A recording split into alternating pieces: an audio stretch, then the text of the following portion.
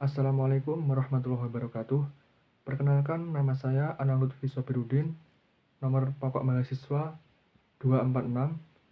Pada video kali ini, saya akan mempresentasikan penerapan ekonomi pada yang pertama, fungsi permintaan dan penawaran.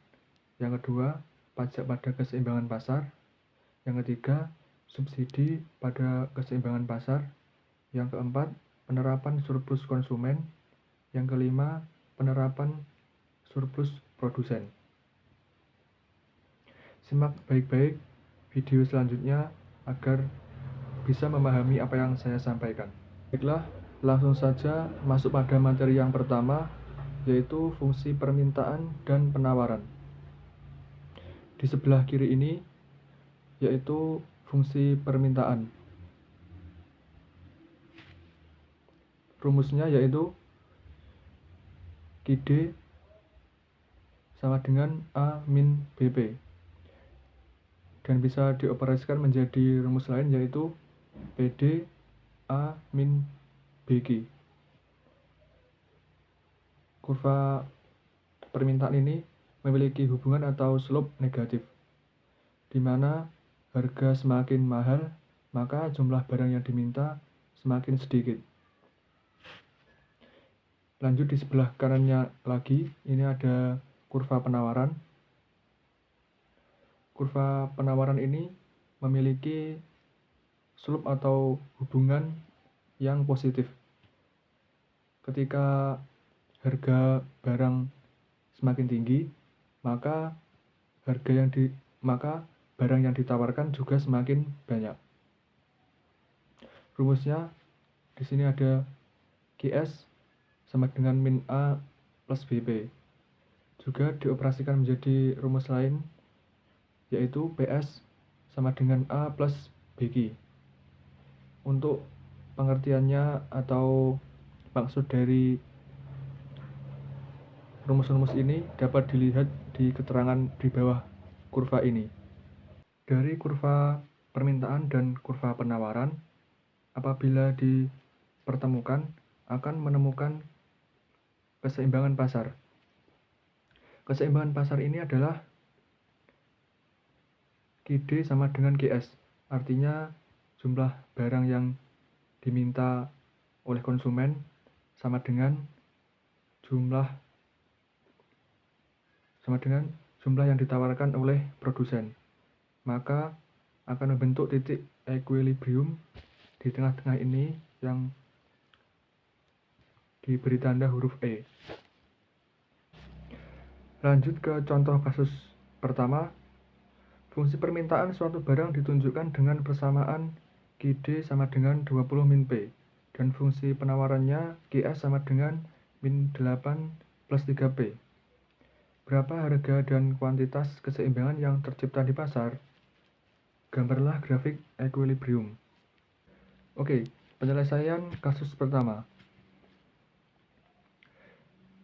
Diketahui QD sama dengan 20 min P, QS-nya min 8 plus 3P. Untuk langkah pertama dalam menjawab, kita harus memasukkan rumusnya, yaitu QD sama dengan QS. Didapatkan hasilnya P sama dengan 7. Kemudian P sama dengan 7 ini disubstitusikan ke persamaan QD, yaitu yang didapatkan hasilnya 13. Jadi harga keseimbangan tercipta pada harga Rp7 dan kuantitas barangnya 13 unit. Lanjut ini lagi grafiknya. Untuk mencari titik pada kurva permintaan, minimal dibutuhkan 2 titik. Titik pertama sudah ditemukan, yaitu harga 7 dan kuantitas 13. Maka untuk membuat kurva permintaan dipermisalkan P sama dengan 0. Maka didapat di titik 20. Kemudian untuk kurva penawaran juga dilakukan demikian. dipermisalkan Q sama dengan 0 dan dimasukkan ke fungsi, kemudian didapatkan hasilnya yaitu D titik 2,6. Kemudian dari titik-titik ini ditariklah sehingga mendapatkan titik di keseimbangan pasar, yaitu pada huruf E. Lanjut pada materi pajak pada keseimbangan pasar. Pajak ini mempengaruhi harga yang ditawarkan dikarenakan membuat produsen menambah harga barang yang mau dijual. Oleh sebab itu, rumusnya yaitu P aksen A plus T atau pajak ini tambah BQ. Dengan adanya pajak ini, secara otomatis akan membuat harga semakin tinggi. Hal ini menyebabkan jumlah barang yang diminta semakin berkurang. Lanjut ke contoh kasus yang kedua. Fungsi permintaan suatu barang ditunjukkan dengan persamaan QD sama dengan 20 min P dan fungsi penawarannya QS sama dengan min 8 plus 3P. Barang tersebut dikenakan pajak sebesar 5 per unit. Berapa harga dan kuantitas keseimbangan sesudah pajak? Gambarlah grafik equilibrium. Diketahui QD sama dengan 20 min P, QS sama dengan min 8 plus 3P, pajak 5 per unit. Untuk menjawabnya, langkah pertama yaitu kita mengubah fungsi QS ke fungsi P sehingga P sama dengan 2,6 plus 0,3 QS. Dari fungsi P kita ubah menjadi ke P aksen, yaitu menjadi P sama dengan 7,6 plus 0,3 QS. Kemudian dari P aksen kita dapatkan lagi yaitu QS aksen sama dengan min 25,3 plus 3,3P. Untuk mencari harga setelah pajak, kita gunakan rumus QD sama dengan QS aksen. Kemudian didapatkan hasilnya yaitu P sama dengan 10,5. P 10,5 ini kemudian disubstitusikan ke persamaan QD, kemudian didapatkan hasilnya yaitu 9,5. Lanjut ke grafiknya. Kurva di bawah ini adalah pada kasus pertama tadi, yang bagian equilibrium harga 7 dan 13 tersebut adalah dari soal yang pertama tadi. Kemudian untuk membuat kurva membuat kurva dengan P equilibrium aksen dan Q equilibrium aksen, kita menggunakan rumus kurva penawaran dipermisalkan Q sama dengan 0 dan didapatkan 7,6 dan kita tarik garis dari 7,6 melewati titik P 10,5 dan Q 9,5, kemudian didapatkan grafik keseimbangan setelah pajak. Lanjut ke materi yang ketiga, yaitu subsidi pada keseimbangan pasar. Subsidi atau S mempengaruhi harga barang yang ditawarkan penjual. Hal ini dikarenakan dengan adanya subsidi, maka akan mengurangi jumlah harga yang dijual oleh penjual. Dengan demikian, maka akan menyebabkan jumlah barang yang diminta oleh konsumen semakin meningkat. Rumusnya adalah P aksen sama dengan A min S ini subsidi, plus BQ. Lanjut ke contoh kasus 3. Fungsi permintaan suatu barang ditunjukkan dengan persamaan QD sama dengan 20 min P, dan fungsi penawarannya QS sama dengan min 8 plus 3P. Pemerintah memberikan subsidi sebesar Rp2 per unit. Berapa harga dan jumlah keseimbangan sesudah subsidi? Untuk penyelesaian kasus 3, diketahui QD sama dengan 20 min P, QS sama dengan min 8 plus 3P, subsidi sama dengan 2 per unit. Untuk menjawab pertanyaan ini, pertama-tama kita menggunakan fungsi QS. Didapatkan P sama dengan 2,6 plus 0,3 QS. Dari P ini kemudian kita dapatkan P aksen, yaitu 1,6 plus 0,3 QS. Kemudian dari P aksen ini kita dapatkan QS aksen, yaitu min 5,3 plus 3,3P. Untuk mencari keseimbangan pasar sesudah subsidi, maka kita gunakan rumus QD sama dengan QS aksen. Yang kita dapatkan yaitu P sama dengan 5,8. Dari P sama dengan 5,8 ini kita masukkan ke fungsi QD dan kita dapatkan 14,2. Untuk pembuatan grafiknya ini kita menggunakan kurva penawaran dipermisalkan Q sama dengan 0. Yang kita dapatkan P sama dengan 1,6.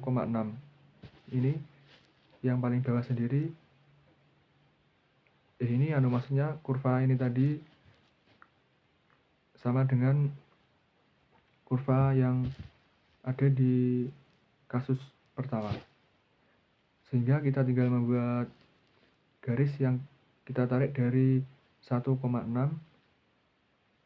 sebagai kurva penawaran, sehingga kita dapatkan harga keseimbangan pasarnya pada harga 5,8 dan jumlah barang 14,2. Lanjut ke materi yang keempat, yaitu surplus konsumen.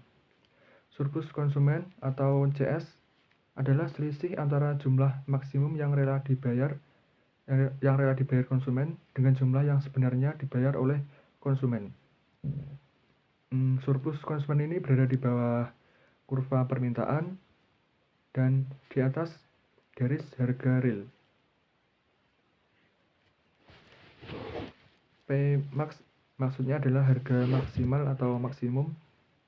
PR adalah harga real. GR adalah kuantitas real.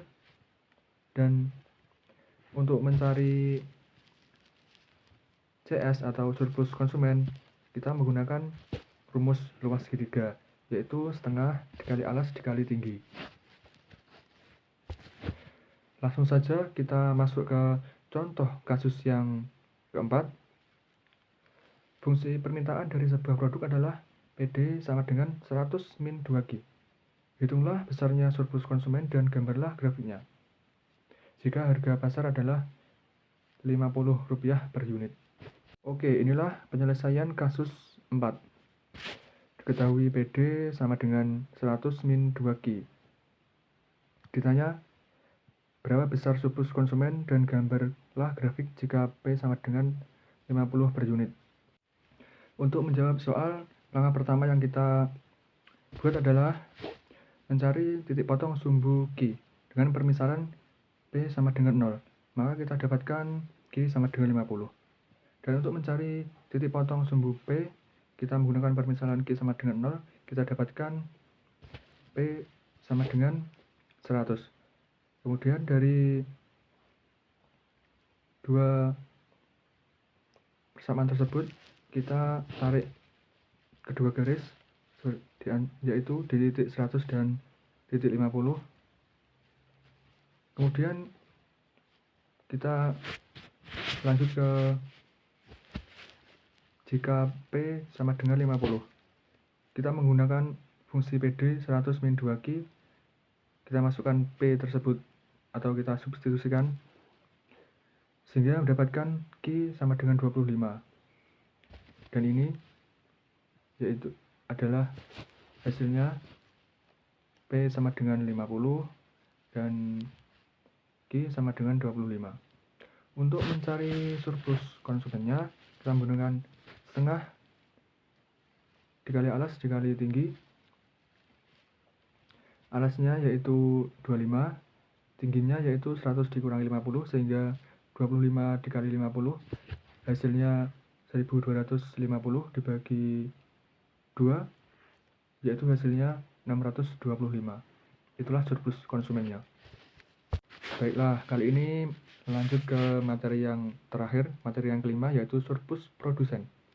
Surplus produsen atau PS adalah selisih antara jumlah sebenarnya yang diterima oleh produsen dengan harga terendah yang rela diterima oleh produsen.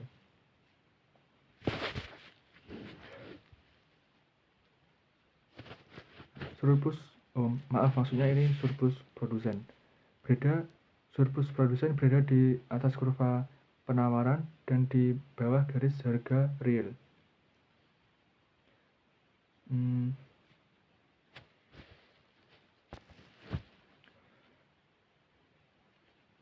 Pengertian dari rumus-rumus ini adalah P-min adalah harga minimum, PR adalah harga real, dan GR adalah kuantitas real. Untuk mencari surplus produsen ini, rumusnya juga sama dengan mencari surplus konsumen, dikarenakan sama-sama mencari luas segitiga, yaitu rumusnya setengah dikali alas dikali tinggi. Langsung saja masuk ke contoh kasusnya. Di sini contoh kasus 5. Fungsi penawaran dari sebuah produk adalah P sama dengan 100 min 2Q. Hitunglah besarnya surplus produsen dan gambarlah grafiknya jika harga pasar adalah Rp 25 per unit. Dan inilah penyelesaian kasus 5. PS sama dengan, diketahui PS sama dengan 100 min 2Q. Ditanya besarnya surplus produsen dan gambarlah grafiknya jika harga pasar 25 per unit. Untuk menjawab pertanyaan ini, pertama kita mencari titik potong sumbu P dengan permisalan Q sama dengan 0. Kita dapatkan P sama dengan 100. Kemudian dikarenakan ini bukan kurva permintaan, maka sudah cukup untuk mencari satu persamaan, yaitu P sama dengan 100. Lanjut ke inti jawaban, yaitu jika P sama dengan 25, kita memasukkan P sama dengan 25 tersebut ke fungsi PS sama dengan 100 min 2Q, sehingga didapat hasilnya Q sama dengan 37,5. Selanjutnya kita mencari surplus produsen dengan menggunakan rumus PS sama dengan setengah dikali alas dikali tinggi. Sudah ketemu alasnya yaitu 37,5, kita masukkan, dan tingginya yaitu 100 dikurangi 25, yaitu 75.